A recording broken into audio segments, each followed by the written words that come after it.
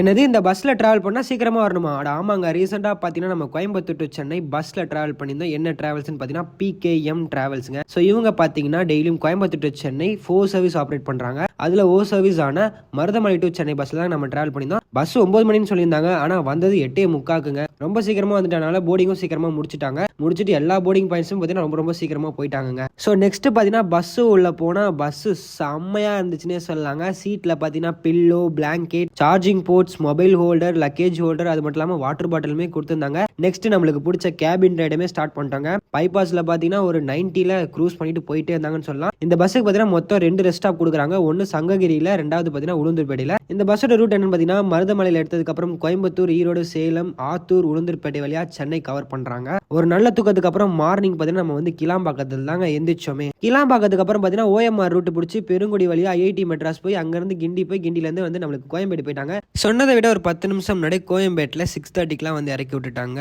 Overall journey சூப்பராக இருந்துச்சுன்னு சொல்லலாங்க. இந்த பஸ்ஸில் நம்ம ட்ராவல் பண்ணி ஃபுல் வாக் போட்டிருக்கோங்க. மறக்காம நம்ம சேனல் இருக்கு, செக் பண்ணி பாருங்க. அண்ட் தென் இந்த வீடியோக்கு ஒரு லைக் போட்டு நம்ம சேனலை சப்ஸ்கிரைப் பண்ணிக்கோங்க. இன்ஸ்டாகிராமில் ஃபாலோ பண்ணாதவங்க மறக்காம ஃபாலோ பண்ணிக்கோங்க. டாடா மக்களே.